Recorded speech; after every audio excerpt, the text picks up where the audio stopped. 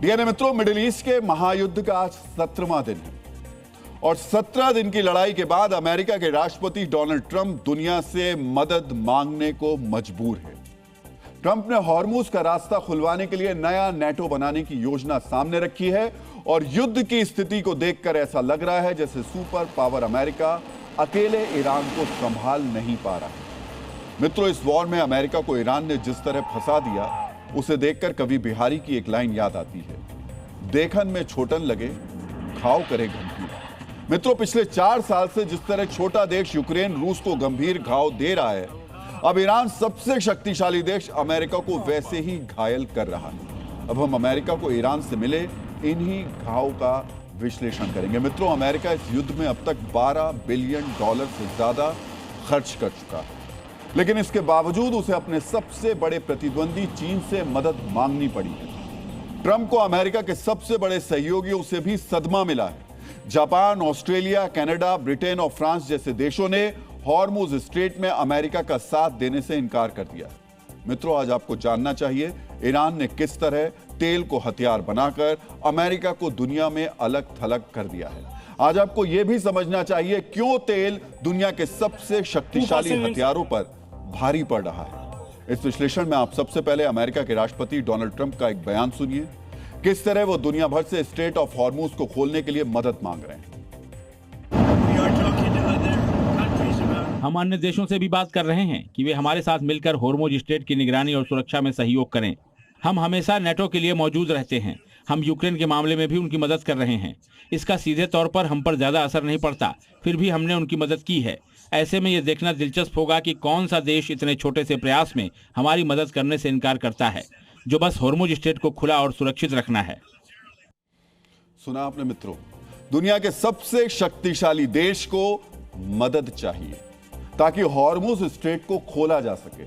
Trump ने अपने बयान में यह भी बताया कि दुनिया के देशों को इस काम में उनकी मदद क्यों करनी चाहिए। ट्रंप ने दुनिया से कहा, हॉर्मुज बंद होने से अमेरिका को कोई नुकसान नहीं होगा क्योंकि अमेरिका दुनिया का सबसे बड़ा तेल उत्पादक है, लेकिन जिन देशों में इस रास्ते से सबसे ज्यादा ऊर्जा पहुंचती है, इस रास्ते की रक्षा की जिम्मेदारी सबसे ज्यादा उनकी है।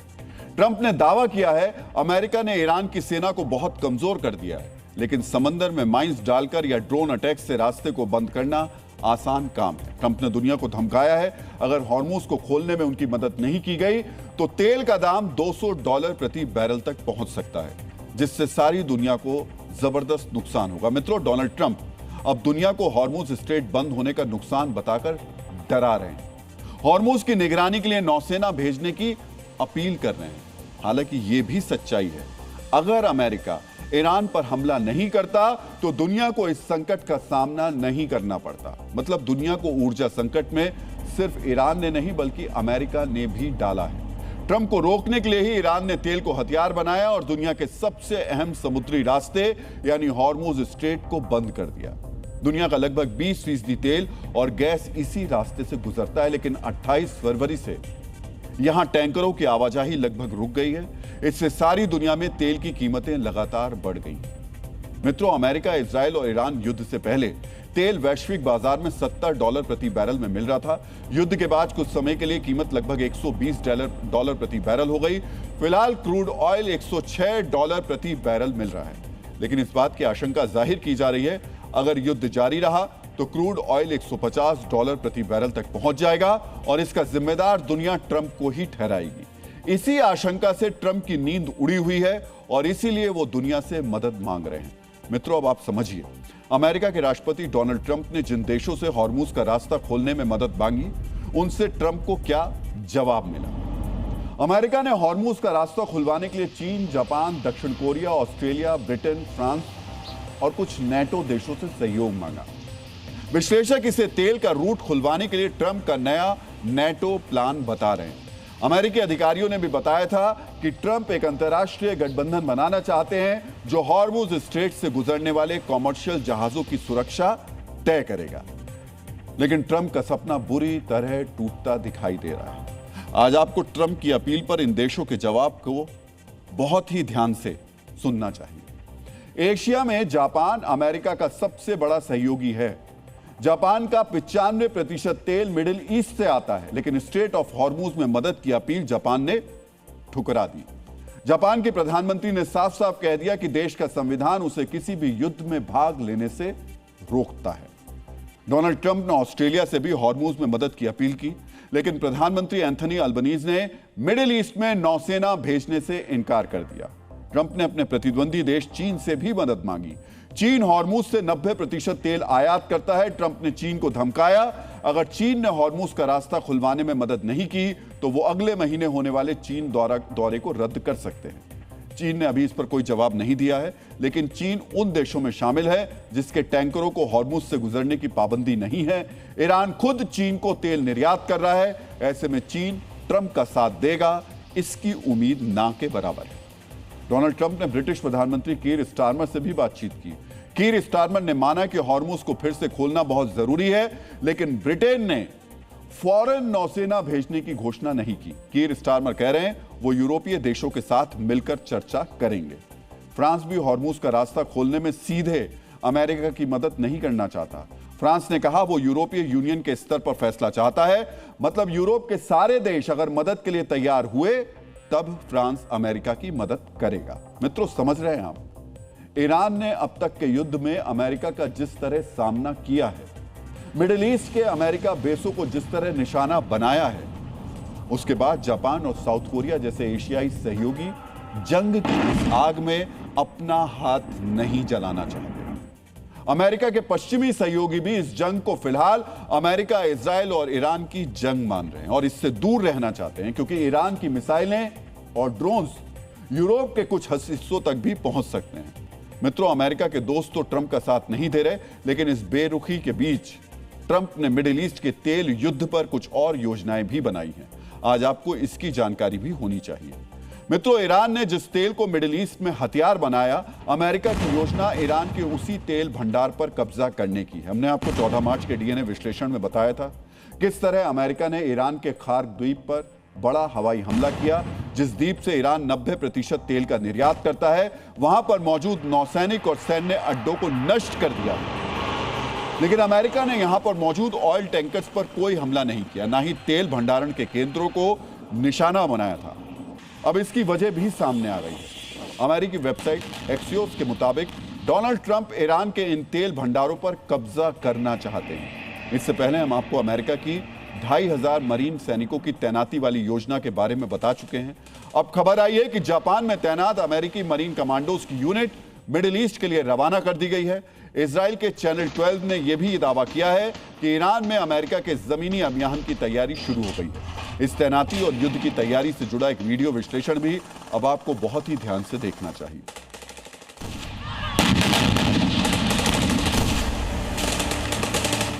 अमेरिका के सबसे खतरनाक मरीन कमांडो पानी और जमीन दोनों पर चलने में सक्षम सैन्य होवरक्राफ्ट के जरिए समंदर से बीच पर आते हुए दिख रहे हैं।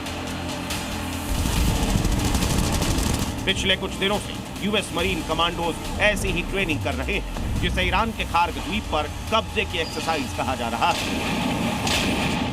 अमेरिका के राष्ट्रपति डोनाल्ड ट्रंप ने खार्क द्वीप पर दोबारा हमले की धमकी भी दी। कहा जा रहा है दूसरे हमले में खार्क द्वीप पर मौजूद ईरान की बची खुची सैनिक क्षमताओं को नष्ट किया जाएगा। इसके बाद मरीन कमांडोज खार्क द्वीप पर कब्जा करेंगे। अमेरिका की तैयारी का एक और वीडियो सामने आया है। ये वीडियो रेगिस्तानी इलाके में एक कार से रिकॉर्ड किया है। इस वीडियो में एक ट्रेन पर अमेरिकी ब्रैडली फाइटिंग व्हीकल्स और M1 अब्राहम टैंक कहीं ले जाए जा रहे हैं। बेज कलर के ऐसे सैन्य वाहनों का इस्तेमाल मिडिल ईस्ट के युद्ध में होता है। ये वीडियो बता रहा है यूएस आर्मी मिडिल ईस्ट में बड़ी तैनाती कर रही है, यानी ईरान के खार्क द्वीप पर हमले की धमकी को हल्के में नहीं लिया जा सकता। आज आपको यह भी समझना चाहिए आखिरकार डोनाल्ड ट्रंप खार्क पर क्यों कब्जा करना चाहते हैं। मित्रों, ईरान की अर्थव्यवस्था का बड़ा हिस्सा तेल निर्यात से आता है। ट्रंप को लगता है खार्क द्वीप का तेल टर्मिनल अमेरिका के कब्जे में आ जाए तो ईरान की आय रुक जाएगी, यानी आमदनी रुक जाएगी, और इससे युद्ध चलाने की उसकी आर्थिक क्षमता कमजोर हो सकती है। यानी ईरान को झुकाने के लिए खार्क पर कब्जा सबसे ज्यादा जरूरी है। लेकिन ईरान ने अमेरिका को बड़ी धमकी दी है। ईरान ने साफ साफ कहा कि अगर खार्क पर हमला हुआ तो वो मिडिल ईस्ट का पूरा तेल जला देगा। ईरान लगातार सऊदी, कतर, यूएई और बहरीन के तेल डिपो और ऑयल रिफाइनरी पर हमले कर रहा है। आज आपको समझना चाहिए, ईरान ने जिस तरह तेल को अपना सबसे बड़ा हथियार बना लिया है। ईरान ने सबसे पहले हॉर्मुज की नाकेबंदी की। युद्ध से सबसे पहले रोजाना लगभग 138 जहाज हॉर्मुज स्ट्रेट से गुजरते थे।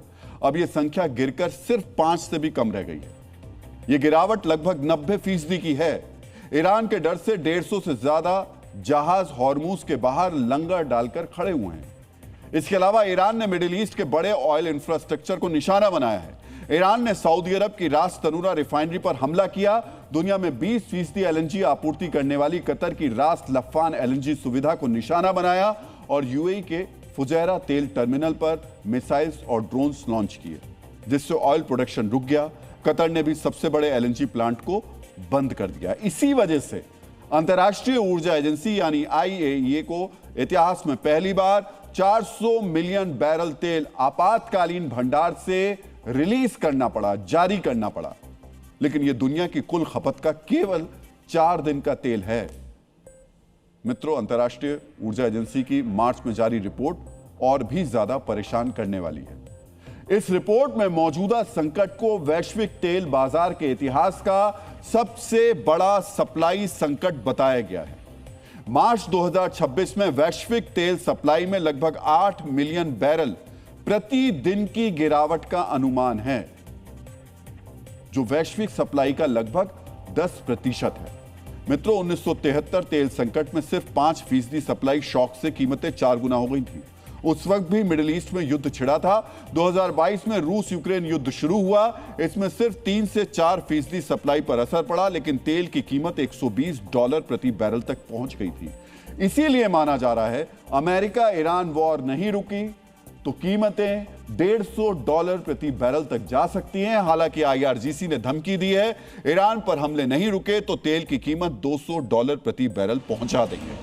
अमेरिका के राष्ट्रपति ने दावा किया, हॉर्मुज के बंद होने से अमेरिका पर असर नहीं पड़ेगा। लेकिन सच्चाई यह है, आज अमेरिका में पेट्रोल और डीजल की कीमतें नवंबर 2022 के बाद सबसे ऊपर हैं, जिससे अमेरिका में महंगाई और बढ़ सकती है। मित्रों, ईरान ने अमेरिका को घाव देने के लिए सिर्फ तेल को हथियार नहीं बनाया। ईरान की मिसाइल्स और ड्रोन्स भी अमेरिका के लिए अबूझ पहेली बने हुए हैं। आज ईरान ने इजराइल और मिडिल ईस्ट के अमेरिकी ठिकानों पर हमले का एक वीडियो जारी किया, जिसमें हाइपरसोनिक मिसाइल फतेह, इमाद और गदर से अमेरिकी बेसों पर निशाना साधा गया। ये मिसाइलें बहरीन के अमेरिकी नेवल बेस और शेख ईसा एयरबेस पर गिरी। मित्रों, अमेरिका और ईरान के बीच आमने सामने की लड़ाई शुरू नहीं हुई है, लेकिन ईरान के मिसाइल और ड्रोन हमलों में अब तक 13 अमेरिकी सैनिक मारे गए हैं। लगभग 200 अमेरिकी सैनिक घायल हुए हैं, जिनमें से कई की हालत। मिडिल ईस्ट के 17 अमेरिकी सैन्य ठिकानों को नुकसान हुआ है। 6 से ज्यादा एयर रिफ्यूलर और 5 फाइटर जेट्स को नुकसान पहुंचा है। इसमें से कुछ क्रैश भी हो गए। कुछ मिसाइल और ड्रोन हमले से क्षतिग्रस्त हुए हैं। ईरान ने मिडिल ईस्ट के अमेरिकी बेसों पर मौजूद महंगे रडार और एयर डिफेंस सिस्टम भी नष्ट कर दिए हैं, जिनकी कीमत $2 बिलियन से ज्यादा है। ईरान ने सबसे ज्यादा नुकसान अमेरिका की साख को पहुंचाया है, क्योंकि 16 दिन की लड़ाई के बावजूद ईरान के भीषण हमले जारी हैं। यानी ईरान के दिए घाव वाकई गंभीर है। मित्रों, आज अमेरिका ने स्वीकार किया, इस युद्ध में अब तक $12 बिलियन से ज्यादा खर्च हो चुका है। हालांकि कई अमेरिकी विशेषज्ञ और एजेंसियां इस खर्च को 15 से 20 बिलियन डॉलर से ज्यादा बता रहे हैं। मित्रों, आज आपको यह भी जानना चाहिए, डोनाल्ड ट्रंप ईरान पर हमले में जितना खर्च कर रहे हैं, उतने डॉलर से क्या क्या हो सकता था। मित्रों, इतने डॉलर से ट्रंप 5 करोड़ अमेरिकियों को 1 साल का स्वास्थ्य बीमा दे सकते थे। इतने डॉलर से 30 लाख अमेरिकी छात्रों की पूरी कॉलेज फीस चुकाई जा सकती थी। इतनी रकम से करीब 3 लाख नए घर बनाए जा सकते थे, जिससे लाखों अमेरिकियों को रहने की सुविधा मिलती। नासा के मंगल ग्रह मिशन के बड़े हिस्से का बजट भी इससे पूरा किया जा सकता था। इतनी रकम से पूरे अफ्रीकी महाद्वीप में स्वच्छ पेयजल का बुनियादी ढांचा तैयार किया जा सकता था और पूरी दुनिया की आबादी को कोविड-19 वैक्सीन की 2 खुराक देने का खर्च भी इस रकम के आसपास ही है। मित्रों, इतनी रकम डोनाल्ड ट्रंप अपने देश और दुनिया को बेहतर बनाने में खर्च कर सकते थे, लेकिन उन्होंने युद्ध चुना। इससे पहले रूस भी यूक्रेन पर हमला करके बड़ा नुकसान करवा चुका है। सिर्फ युद्ध के संचालन में रूस को $150 बिलियन खर्च करने पड़े। यूक्रेन वॉर से रूस की जीडीपी में हुई गिरावट और आर्थिक प्रतिबंधों के असर को मिला लें तो कुल नुकसान 2 ट्रिलियन से ज्यादा का है। अब ट्रंप ने ईरान के खिलाफ युद्ध छेड़ा है। यह युद्ध भी अगर यूक्रेन वॉर जितना लंबा चला तो अमेरिका को भारी नुकसान होगा। $250 बिलियन सिर्फ हमला करने और सुरक्षा में खर्च होंगे। इससे ईरान तो बर्बाद हो जाएगा, लेकिन अमेरिका के घाव भरने में बहुत वक्त लगेगा। डीएनए मित्रों, नुकसान सिर्फ अमेरिका का नहीं हो रहा है। इस युद्ध के साइड इफेक्ट पूरी दुनिया झेल रही है। ट्रंप की लाख कोशिशों और धमकियों के बावजूद ईरान ने हॉर्मुज स्ट्रेट की नाकेबंदी जारी रखी है। ईरान ने ऐसी घेरेबंदी कर रखी है कि अमेरिका या उसके सहयोगी देशों के जहाज हॉर्मुज पार करने की हिम्मत नहीं कर पा रहे हैं। लेकिन जहां ट्रंप की मिसाइल पावर हार गई, वहां भारत की कूटनीति जीत गई। आज भारत का एक जहाज हॉर्मुज के रास्ते स्वदेश पहुंचा। डीएनए मित्रों, भारत का एलपीजी टैंकर शिवालिक आज हॉर्मुज स्ट्रेट के रास्ते गुजरात के मुंद्रा पोर्ट पर पहुंचा। शिवालिक कतर के रास लफान से गैस लेकर 7 मार्च को भारत रवाना हुआ था, लेकिन हॉर्मुज स्ट्रेट बंद होने से समुद्र में फंस गया। 3 दिन पहले भारत की कूटनीतिक कोशिशों के बाद ईरान ने भारत के 2 एलपीजी टैंकर शिवालिक और नंदा देवी को हॉर्मुज स्ट्रेट से गुजरने की इजाजत दे दी। इस तरह मिडिल ईस्ट में जारी महायुद्ध के बीच शिवालिक भारत पहुंचने वाला पहला जहाज बन गया है। डीएनए मित्रों, शिवालिक पर लगभग 44,000 मीट्रिक टन एलपीजी गैस है। इसमें से 20,000 metric ton gas Mundra port पर पाइप के जरिए टैंकर में भरी जाएगी। इस काम में 1 दिन के आसपास का समय लगेगा। उसके बाद बाकी 24,000 metric ton gas Mangalore port भेजी जाएगी।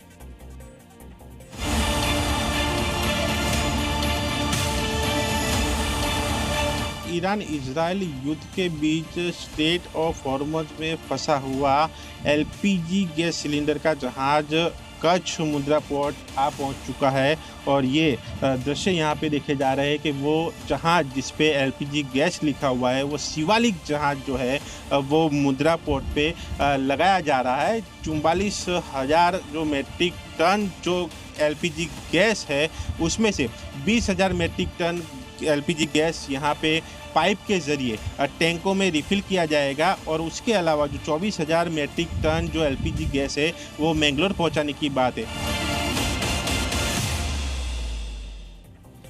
डीएनए मित्रों, शिवालिक के बाद कल एक और जहाज नंदा देवी भारत पहुंचेगा। इसे भी ईरान ने हॉर्मुज स्ट्रेट पार करने की अनुमति दी थी। वो कल गुजरात के वाडीनार बंदरगाह पहुंचेगा। नंदा देवी जहाज में लगभग 49,000 मीट्रिक टन एलपीजी है। इसमें से कुछ हिस्सा 2 जहाजों में ट्रांसफर किया जाएगा। उसके बाद बाकी गैस तमिलनाडु भेजी जाएगी। डीएनए मित्रों, दोनों जहाजों के भारत पहुंचने से कुल मिलाकर 93,000 मीट्रिक टन एलपीजी भारत को मिलेगी।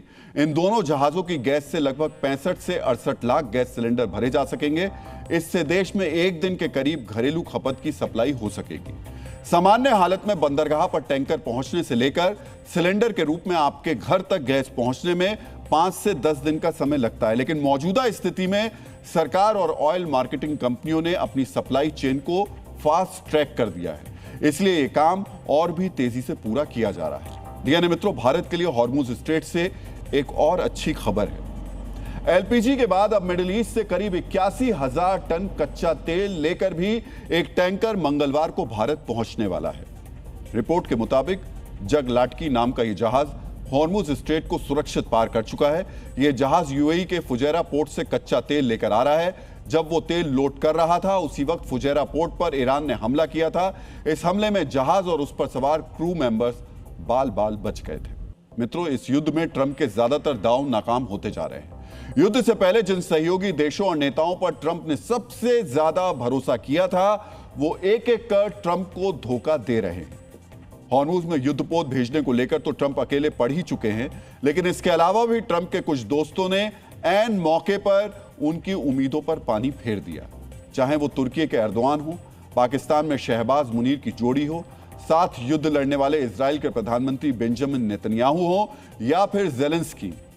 आज हम एक एक करके आपको ट्रंप के लिए जयचंद बने इन नेताओं के बारे में बताएंगे। ट्रंप के विरोध में सबसे आगे हैं नेतन्याहू।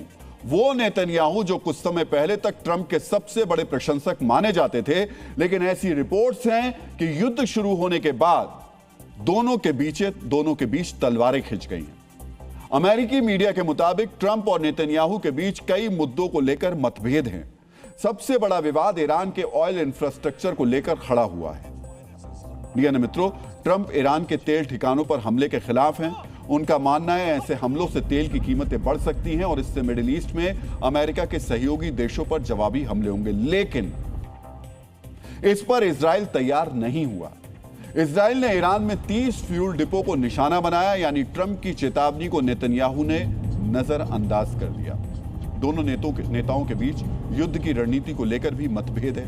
मीडिया रिपोर्ट्स के मुताबिक ट्रंप जल्दी युद्ध खत्म करना चाहते हैं ताकि अर्थव्यवस्था पर इसका असर कम हो। दूसरी तरफ नेतन्याहू ईरान को ज्यादा नुकसान पहुंचाना चाहते हैं ताकि लंबे समय तक इसका असर हो। यानी युद्ध की शुरुआत में जो तालमेल दोनों नेताओं के बीच दिख रहा था, वो युद्ध के दिन बढ़ने के साथ साथ अब खत्म होता दिखाई दे रहा है। हालांकि ट्रंप ने नेतन्याहू के साथ किसी भी मतभेद से इनकार किया है। इजराइल के साथ मतभेद की बात एक और फेक न्यूज है। क्या नेतन्याहू के साथ मेरी बहस हुई? नहीं, हम दोनों की आपस में बहुत अच्छी बनती है। नेतन्याहू के साथ मेरे संबंध शानदार हैं।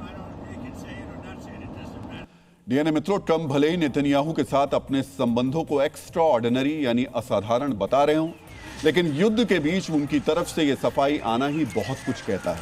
वास्तव में ट्रंप का यह बयान दोनों के बीच तनाव छिपाने की कोशिश है। मित्रों, अमेरिका में ट्रंप के विरोधी ये आरोप लगाते हैं कि नेतन्याहू की वजह से ही ट्रंप ने इस युद्ध में अमेरिका को झोंका है। लेकिन अब वही नेतन्याहू ट्रंप की बातों को गंभीरता से नहीं ले रहे। ट्रंप को इसी तरीके का झटका यूक्रेन के राष्ट्रपति जेलेंस्की ने दिया। पिछले 4 साल से रूस के खिलाफ युद्ध में अमेरिका जिस यूक्रेन की मदद कर रहा है, अब वो जवाबी मदद के नाम पर पैसे मांग रहा है। डीएनए मित्रों, पिछले 17 दिनों के युद्ध में ईरान ने मिडिल ईस्ट के अमेरिकी सैन्य ठिकानों पर हमले किए। साथ ही ईरान ने खाड़ी देशों के ऑयल इंफ्रास्ट्रक्चर को भी निशाना बनाया। ईरान के ड्रोन हमलों से निपटने में अमेरिका और खाड़ी देशों को महंगी इंटरसेप्टर मिसाइल्स का इस्तेमाल करना पड़ता है। यही वजह है कि अमेरिका ने इस काम के लिए यूक्रेन की मदद मांगी, क्योंकि यूक्रेन को इन हमलों से निपटने का अच्छा खासा अनुभव है। रूस पिछले 4 साल से ईरान के शाहेद ड्रोन का इस्तेमाल यूक्रेन के खिलाफ कर रहा है और यूक्रेन ने इसके जवाब में कम लागत के इंटरसेप्टर बनाए हैं जो शाहेद को हवा में ही नष्ट कर देते हैं। यूक्रेन ने इस तरह हजारों शाहेद ड्रोन को मार गिराया। अब यूक्रेन ने इन्हें मिडिल ईस्ट में भेजा है, लेकिन जेलेंस्की इस मदद की कीमत वसूलना चाहते हैं। डीएनए मित्रों, यूक्रेन की कुछ टीम पहले ही मिडिल ईस्ट पहुंच चुकी हैं।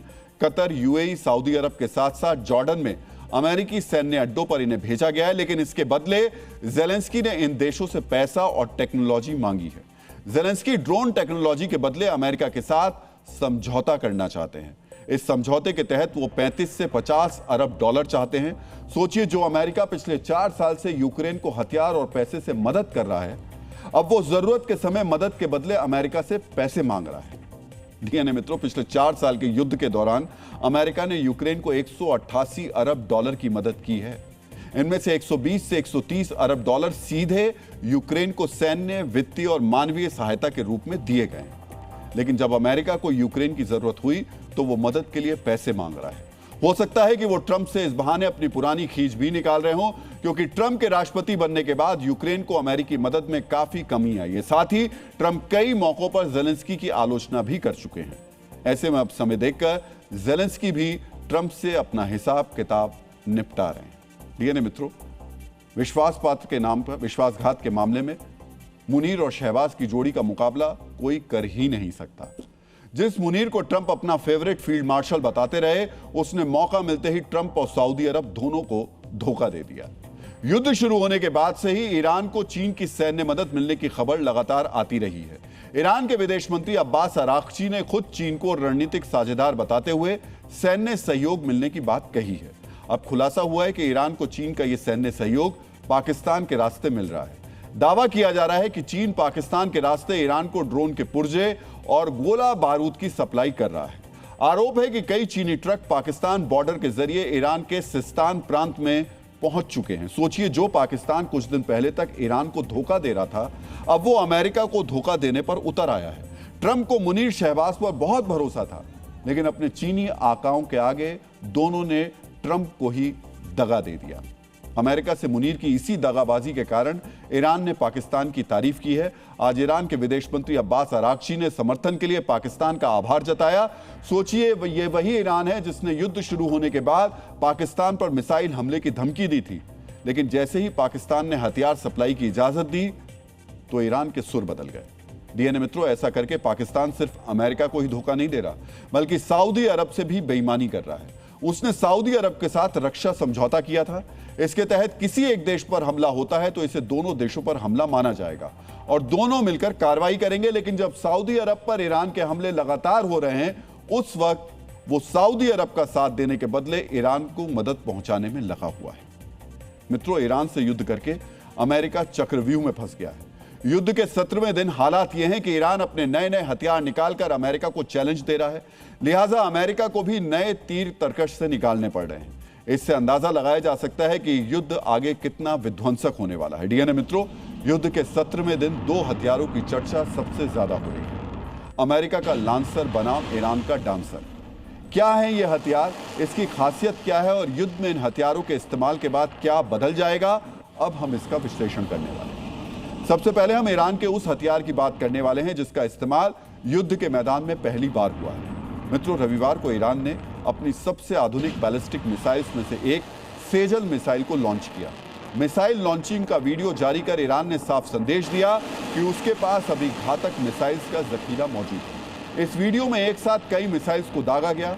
मित्रों, युद्ध में सेजल मिसाइल के इस्तेमाल के मायने क्या हैं, इसे समझने से पहले आपको इसकी ताकत के बारे में जानना चाहिए। सेजल मिसाइल की रेंज 2000 से 2500 किलोमीटर है। यह मिसाइल अपने साथ 700 से 1500 किलो तक का विस्फोटक ले जा सकती है। इस मिसाइल की रफ्तार 17,000 किलोमीटर प्रति घंटा है, यानी यह तेहरान से तेल अवीव तक सिर्फ 7 मिनट में पहुंच सकती है। लेकिन इस मिसाइल की सबसे बड़ी ताकत यह है कि इसे किसी भी एयर डिफेंस सिस्टम से तबाह करना लगभग नामुमकिन है, क्योंकि यह हवा में अपना रास्ता बदल सकती है। ये इतनी तेजी से अपना रास्ता बदलती है कि इसे डांसिंग मिसाइल का नाम दिया गया। मित्रों, इस मिसाइल को ईरान का ब्रह्मास्त्र भी कहा जाता है और युद्ध में ईरान ने अपने ब्रह्मास्त्र का इस्तेमाल कर यह संदेश दिया कि ईरान झुकने के मूड में नहीं है। लेकिन अमेरिका ने भी ईरान के डांसर के जवाब में अपना लैंसर उतार दिया है।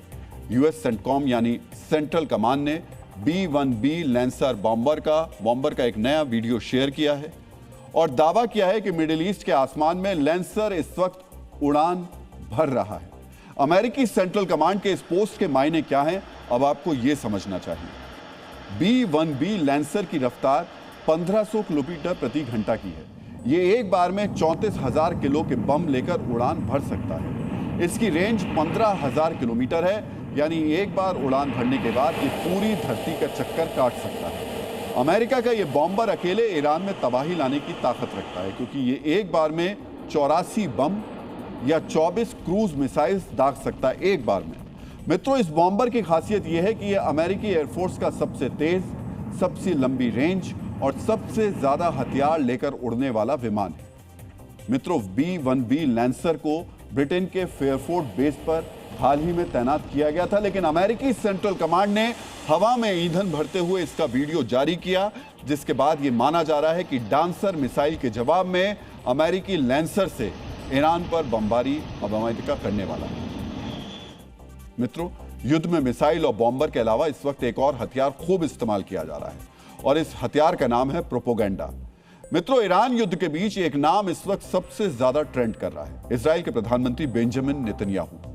बीते करीब एक हफ्ते से यह सवाल पूछे जा रहे हैं, क्या बेंजामिन नेतन्याहू की मौत हो गई है।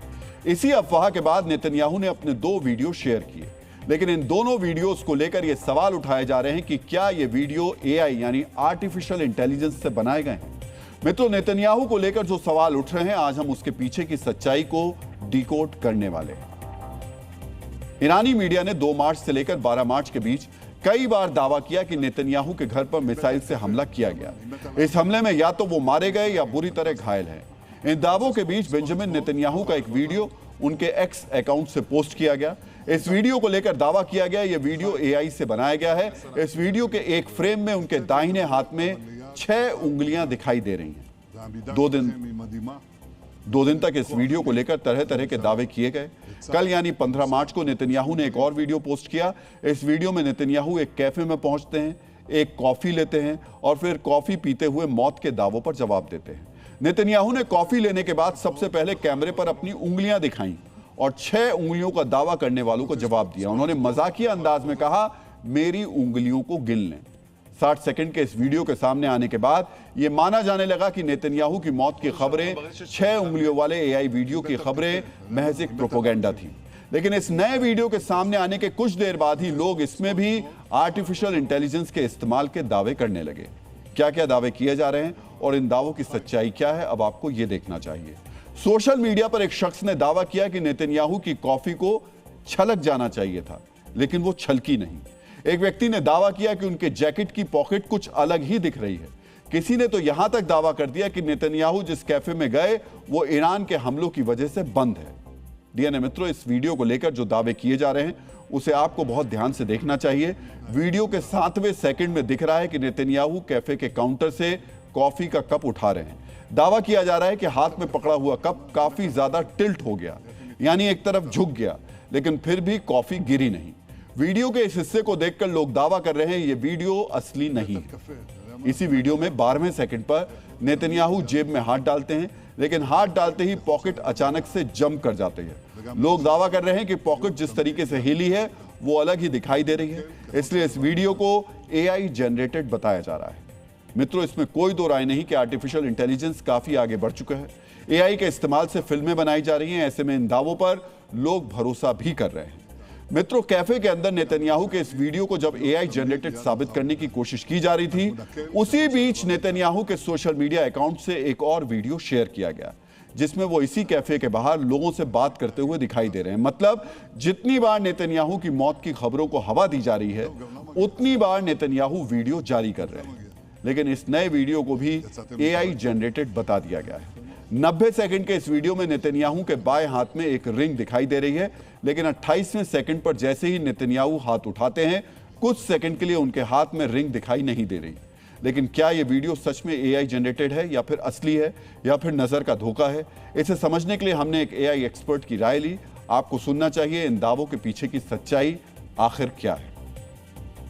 अभी जो 15 मार्च की कैफे वाली वीडियो सामने आई है, उसे अभी तक किसी भी क्रेडिबल फैक्ट चेकर ने या फाइनल वर्डिक्ट नहीं दिया है। कुछ लोग कॉफी के बिहेवियर पर सवाल उठा रहे हैं, लेकिन ये साइंटिफिक डिजिटल फॉरेंसिक एनालिसिस इसे एआई साबित नहीं करता। और सबसे जरूरी बात ये समझना है कि नैरेटिव आ कहां से रहा है।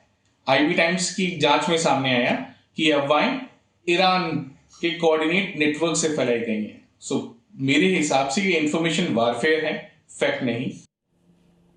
मित्रों, इजरायली प्रधानमंत्री के इस वीडियो को लेकर एक दावा यह भी किया गया कि नेतन्याहू जिस कैफे में गए वो ईरान के हमलों की वजह से बंद है। इस दावे के साथ भी वीडियो को एआई जनरेटेड बताया जा रहा है। इन दावों का पता लगाने के लिए हमने इस कैफे से जुड़ी जानकारी जुटाई। कहीं ना कहीं ये दावा तो सच है कि इस कैफे को ईरान के हमलों के बीच बंद किया गया था, लेकिन जिस वक्त ये वीडियो शूट किया गया, क्या उस वक्त भी ये बंद था? इसकी हमने पड़ताल की। असल में 2 दिन पहले ही इस कैफे ने सोशल मीडिया पर पोस्ट किया था कि उन्होंने कैफे को फिर से खोल दिया है। कैफे ने नई टाइमिंग भी बताई थी, यानी कैफे के बंद रहने का दावा गलत साबित हुआ। मित्रों, यहां आपको यह भी जानना चाहिए कि युद्ध काल में प्रोपेगेंडा मिसाइल से भी बड़ा हथियार बन जाता है। अफवाह गोला बारूद से ज्यादा खतरनाक हो जाती है। इसके कई उदाहरण भी मौजूद हैं। दूसरे विश्व युद्ध में अमेरिका ने जर्मन रेडियो पर ब्लैक प्रोपेगेंडा चलाया। बार बार यह प्रसारित किया गया कि हिटलर पागल हो गया। इस प्रोपेगेंडा की वजह से जर्मन सैनिकों ने सरेंडर करना शुरू कर दिया था। 1991 के खाड़ी युद्ध में अमेरिका ब्रिटेन की तरफ से बार बार अफवाह फैलाई गई कि सद्दाम हुसैन एयर स्ट्राइक में मारे गए। इस खबर से इराकी फौज में अफरा तफरी मच गई और हजारों इराकी सैनिकों ने सरेंडर कर दिया। 2003 में भी जब अमेरिका ने इराक पर हमला किया, तब अमेरिकी मीडिया में खबर चली कि सद्दाम हुसैन की कार पर मिसाइल अटैक किया गया, वो मारे गए। इसके बाद इराकी फौज ज्यादा दिनों तक लड़ नहीं पाई। मित्रों, रूस यूक्रेन युद्ध में कभी दावा किया गया कि रूसी राष्ट्रपति की मौत हो गई, कभी यह दावा किया जाता है कि ज़ेलेंस्की मिसाइल अटैक में मारे गए। ईरान युद्ध में भी ईरान के नए सुप्रीम लीडर मुस्तफा खामनेई के मारे जाने की खबरें खूब फैल रही हैं और अब बेंजामिन नेतन्याहू की मौत का दावा किया जा रहा है। उनके वीडियो को आर्टिफिशियल इंटेलिजेंस से बनाया हुआ बताया जा रहा है। यानी मिसाइल और ड्रोन के साथ जंग में अब प्रोपेगेंडा को भी हथियार बनाया जा रहा है। मित्रों, ईरान की एटमी ताकत का नामोनिशा मिटाने के लिए ट्रंप युद्ध लड़ रहे हैं तो चीन के राष्ट्रपति शी जिनपिंग दुनिया के नक्शे से ताइवान को मिटाने पर आ गए हैं। ईरान युद्ध के बीच अब चीन की नजर ताइवान पर है। मौका देखकर जिनपिंग ने भी अपने ताइपे प्लान को एक्टिवेट कर दिया है, जिससे पूर्वी एशिया में जंगी माहौल बनता दिखाई दे रहा है। जैसे ट्रंप ने पहले वेनेजुएला पर कब्जा किया और फिर ईरान में ऑपरेशन खलीफा को अंजाम दिया, उसी तरह जिनपिंग ताइवान पर हमला करने की तैयारी में है। चीन की आक्रामकता देखते हुए ताइवान अलर्ट मोड में है। दूसरी तरफ जापान ने भी अपनी मिसाइल्स को तैनात कर दिया है। इस सब के बीच चीन के साथी उत्तर कोरिया भी लगातार अपना हथियार भंडार कर रहा है। यही कारण है कि पूर्वी एशिया में भी तनाव का मीटर अब ऊपर हो गया है। इसलिए अब हम एशिया में नए वॉर फ्रंट का विश्लेषण करेंगे। मित्रों, चीन के सैन्य रणनीतिकार रहे सन त्सू ने अपनी किताब द आर्ट ऑफ वॉर में लिखा है कि दुश्मन की कमजोरी और अवसर पहचान का प्रहार करना चाहिए। शी जिनपिंग अपने पुरखों के सिद्धांत पर ही आगे बढ़ रहे हैं। ताइवान के आसपास चीन ने अपनी सैन्य मौजूदगी बढ़ा दी है। समंदर से लेकर आसमान तक ड्रैगन की सेना चक्कर लगा रही है। वो करीब करीब हर दिन अपना फाइटर जेट या नौसैनिक जहाज ताइवान के आसपास भेज रहा है। जिस चीन ने ईरान वॉर शुरू होने के साथ ताइवान पर निगाहबानी बंद कर दी, पिछले 15 दिनों तक ताइवान के आसपास कहीं कोई चाइनीज फाइटर जेट नहीं दिखा। लेकिन अब अचानक ही ताइवान के आसपास ड्रैगन ने अपनी हवाई हरकतें तेज कर दी। ताइवान के आसपास चीन ने 1-2 नहीं 26 फाइटर जेट्स उड़ाए। इनमें से कई विमान ताइवान की एयर डिफेंस आइडेंटिफिकेशन जोन में भी घुस गए। उसी समय चाइनीज नेवी की 7 वॉरशिप भी समंदर में तैनात थी। ये सभी एक साथ ताइवान द्वीप के चारों ओर चक्का लगा रहे थे। एक तरह से कह सकते हैं कि चीन की सेना ने ताइवान को पूरी तरीके से घेर लिया। चीन ने एक तरह से ताइवान को अपनी तैयारी का ट्रेलर दिखाया है। यह भविष्य में ताइवान को घेरने की तैयारी भी हो सकती है। विशेषज्ञों का मानना है यह चीन के संयुक्त सैन्य अभियान का हिस्सा है। इसके साथ ये एक तरीके का संदेश भी है, अगर कल ताइवान पर अटैक करना पड़े तो चाइनीज सेना यानी पीएलए की ऑपरेशनल क्षमता और प्रैक्टिस बरकरार रहे। ये बात ताइवान भी जानता है, इसीलिए वो चीन के शक्ति प्रदर्शन को हल्के में नहीं ले रहा। मित्रों, चीन और ताइवान में नए तनाव के बीच दोनों देशों का सैन्य ताकत जानना भी अब आवश्यक हो गया है। ग्लोबल फायर पावर इंडेक्स में चीन दुनिया का तीसरा सबसे शक्तिशाली देश है, जबकि ताइवान 24वें स्थान पर आता है। चीन के पास 20 लाख से ज्यादा सक्रिय सैनिक हैं, जबकि ताइवान के पास 1,70,000 के आसपास है। चीन के पास 1200 से ज्यादा फाइटर जेट्स हैं, जबकि ताइवान के पास 286 लड़ाकू विमान हैं। चीन के पास लगभग 750 नौसैनिक जहाज हैं, जबकि ताइवान के पास करीब 100 नेवी वॉरशिप हैं। चीन के पास hypersonic missiles, hybrid stealth fighter jet और परमाणु हथियार हैं, जबकि ताइवान के पास सीमित संसाधन है। चीन की ताकत ताइवान के मुकाबले कई गुना ज्यादा है। खासतौर से नौसेना और वायुसेना में चीन अधिक ताकतवर है, लेकिन चीन के खिलाफ ताइवान की असली शक्ति अमेरिका है। अमेरिका ताइवान को आधुनिक रक्षा उपकरण और तकनीकी सहायता प्रदान करता रहा है। एक तरह से अमेरिका ताइवान का रक्षक है। यही कारण है कि ताइवान को कब्जाने का ड्रैगन प्लान अब तक सफल नहीं हो पा रहा है। मित्रों, आचार्य चाणक्य ने लिखा है, अनुकूल समय आने पर ही शत्रु पर प्रहार करना चाहिए। चीन को लग रहा है कि ताइवान पर हमला करने के लिए यही सबसे सही समय है। जो चीन पिछले 75 साल से ताइवान पर कब्जा करना चाहता है, जिस चीन ने 2005 में ताइवान पर बलपूर्वक कब्जा करने के लिए बाकायदा कानून भी बनाया था, जिसने कई बार ताइवान को डराने की कोशिश की, उसे इसी वक्त क्यों लग रहा है कि हमले का सही समय है? इस सवाल का जवाब भी आपको जानना चाहिए। मित्रों, जैसा कि हमने आपको बताया कि ताइवान की असली ताकत उसके हथियार नहीं बल्कि अमेरिका है। अमेरिका ही उसे हथियार देता है। अमेरिका हमेशा चीन के वन चाइना पॉलिसी का विरोधी रहा है। उसने खुलकर चीन के खिलाफ ताइवान का साथ दिया है, लेकिन इस वक्त अमेरिका खुद युद्ध में बुरी तरह फंसा है। फिर चीन को ईरान में अमेरिका की स्थिति का भी पूरा अंदाजा है। अमेरिका सिर्फ खुद युद्ध में नहीं फंसा है, बल्कि उसके यूएसएस अब्राहम लिंकन जैसे युद्धपोत इस समय खाड़ी क्षेत्र में तैनात हैं। यह पहले दक्षिण चीन सागर में तैनात था। दक्षिण चीन सागर से 3 डिस्ट्रॉयर्स को भी अमेरिका ने ईरान से जंग लड़ने के लिए भेजा है। अमेरिकी रक्षा थिंक टैंक के मुताबिक अगर ताइवान और चीन में युद्ध हुआ तो टॉमहॉक, JSSM और LRASM जैसी अमेरिका की अत्याधुनिक क्रूज मिसाइल्स कुछ ही हफ्तों में खत्म हो जाएंगी, क्योंकि यूक्रेन और ईरान युद्ध के कारण पहले से ही अमेरिका में मिसाइल्स की कमी है। सबसे बड़ी बात यह कि अमेरिका के करीब 78% वेपन सिस्टम किसी न किसी रूप में चाइनीज मिनरल्स पर निर्भर है। चीन इसे कंट्रोल करने में लगा हुआ है। सबसे अहम बात यह कि जिनपिंग भी खुद अपने घर में घिरे हुए हैं। आर्थिक सुस्ती, युवाओं में बेरोजगारी और रियल एस्टेट क्राइसिस के बीच शी जिनपिंग के लिए ताइवान का मुद्दा राष्ट्रवाद का नया टूल बनता जा रहा है। ध्यान देने वाली बात यह है कि ये सारे समीकरण को देखकर शी जिनपिंग ने ताइवान के आसपास अपनी सैन्य मौजूदगी ठीक उस समय बढ़ाई जब अमेरिका ने मिडिल ईस्ट में अतिरिक्त सैनिक और सैन्य संसाधन भेजने का फैसला किया। अमेरिका अपने करीब 2500 मरीन और युद्धपोत जापान से मिडिल ईस्ट भेजने वाला है। पूर्वी एशिया में जैसे ही अमेरिका ने अपनी ताकत घटाई, वैसे ही चीन ने ताइवान प्लान एक्टिवेट कर दिया।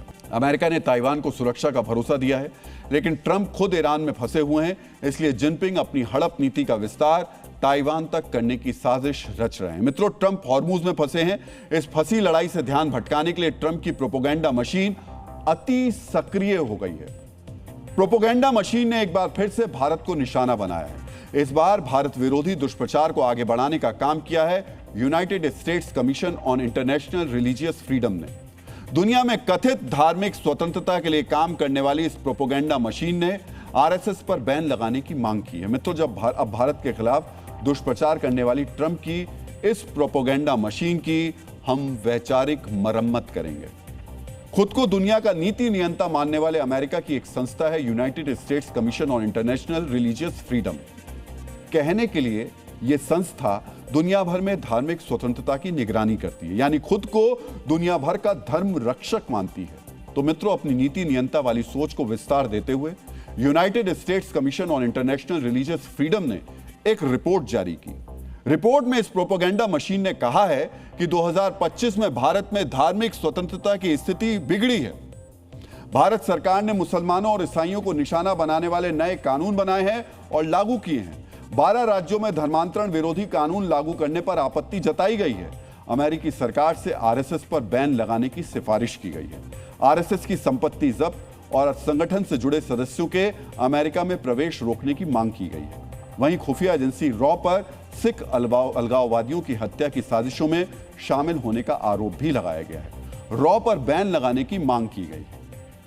डीएनए मित्रों, दुनिया के धार्मिक अधिकारों की रक्षा करने वाले इस स्वयंभू आयोग ने ट्रंप प्रशासन से भारत को धार्मिक आजादी के मामले में विशेष चिंता वाला देश घोषित करने की मांग की है। ट्रंप के इन सलाहकारों की सोच को आप ऐसे भी समझ सकते हैं कि इन्होंने अपनी रिपोर्ट में भारत को अफगानिस्तान, म्यांमार, चीन, लीबिया, सीरिया जैसे देशों के साथ रख दिया।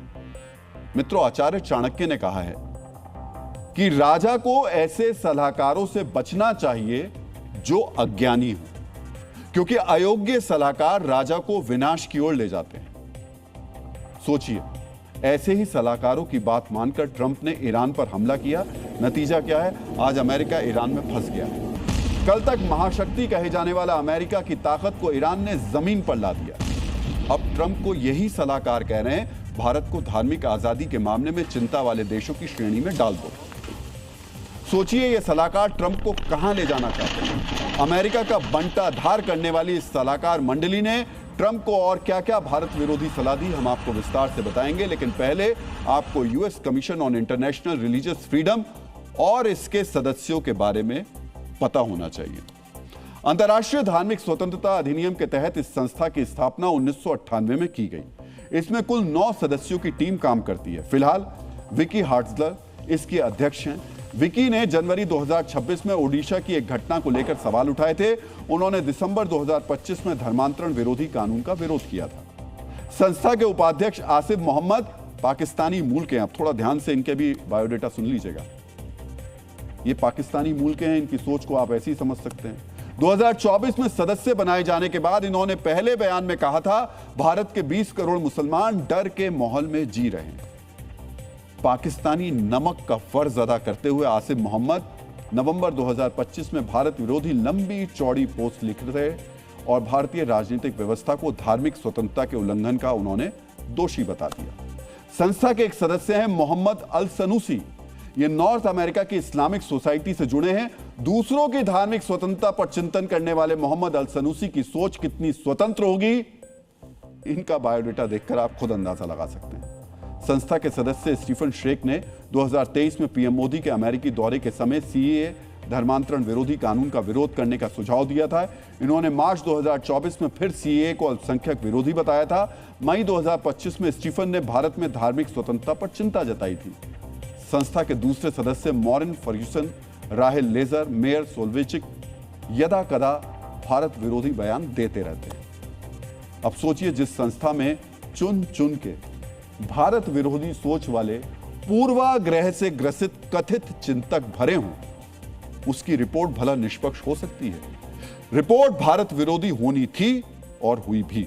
मित्रों, वैसे ये पहली बार नहीं है जब दुनिया की कथित धार्मिक स्वतंत्रता की चिंता करने वाली इस स्वयंभू संस्था ने भारत विरोधी रिपोर्ट दी हो। इसका इतिहास भारत विरोधी सोच से भरा हुआ है। इसके इतिहास पर चर्चा से पहले आपको एक पोस्ट हम दिखा देते हैं।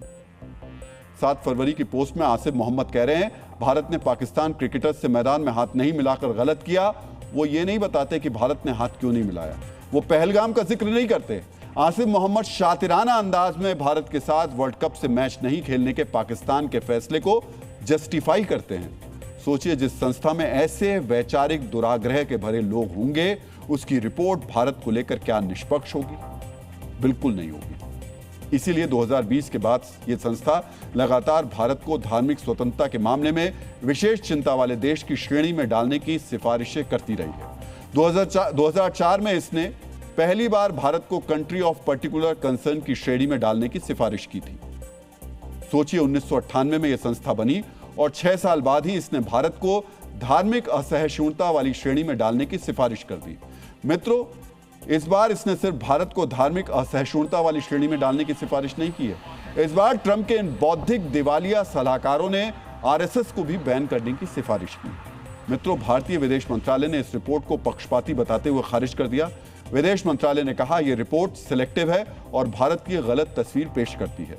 रिपोर्ट संदिग्ध सोर्सेज और वैचारिक नैरेटिव पर आधारित है। इसमें तथ्यों के बजाय पूर्वाग्रह को आधार बनाया गया है। अमेरिका को याद दिलाया गया कि भारत की आलोचना करने की जगह अमेरिका में मंदिरों पर हमले और तोड़फोड़ को रोकने पर ध्यान देना चाहिए। अमेरिका में भारतीय मूल के लोगों के खिलाफ बढ़ते हेट क्राइम को रोकने पर ध्यान देना चाहिए। चीन के प्रसिद्ध विद्वान कन्फ्यूशियस ने कहा है कि जो शासक बुद्धिमान लोगों की बात नहीं सुनता और अयोग्य लोगों से घिरा रहता है, उसका पतन निश्चित है। कन्फ्यूशियस की बात ईरान वॉर में ट्रंप पर 100% सही साबित हो रही है। यही बात अब अगर हम देखें तो कई लोगों पर लागू होती दिखाई देती है। अब अगर हम दूसरी खबर का रुख करेंगे और रुख कर रहे हैं अब हम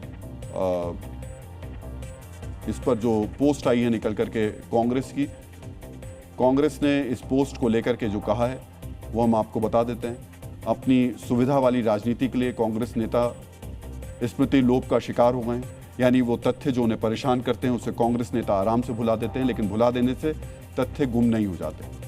US commission on international religious freedom की रिपोर्ट को लेकर आज कांग्रेस नेता आरएसएस पर बैन लगाने की मांग कर रहे हैं। इसी संस्था के सदस्यों को कांग्रेस वाली यूपीए की सरकार ने 2009 में वीजा देने से इनकार कर दिया था। मित्रों, तब केंद्र में डॉक्टर मनमोहन सिंह की सरकार थी। सरकार ने भारत विरोधी सोच को देखते हुए इस संस्था के सदस्यों को वीजा नहीं दिया। 2016 में यूएससीआईआरएफ डेलीगेशन को वीजा नहीं दिया गया था। 2020 में भी US commission on international religious freedom के सदस्यों को वीजा नहीं दिया गया। समझिए, US commission on international religious freedom को लेकर जो नीति कांग्रेस के नेतृत्व वाली सरकार ने बनाई थी, उसी नीति को बीजेपी की नेतृत्व वाली सरकार आगे बढ़ा रही है। लेकिन कांग्रेस अपनी सरकार की पॉलिसी भूल गई। क्यों भूल गई? क्योंकि उसे आरएसएस का विरोध करना है। इसलिए आज सुनना चाहिए कि अमेरिकी संस्था के आरोपों पर बीजेपी नेता क्या कह रहे हैं। ये सारी भ्रांतियां, ये सारे भ्रामक, ये सारे झूठ, ये इन लोगों का फैलाया हुआ झूठ है। मोदी जी के यहाँ सब लोग प्रसन्न हैं। कहीं पर इस देश में किसी के साथ कोई भी भेदभाव नहीं था, नहीं होगा।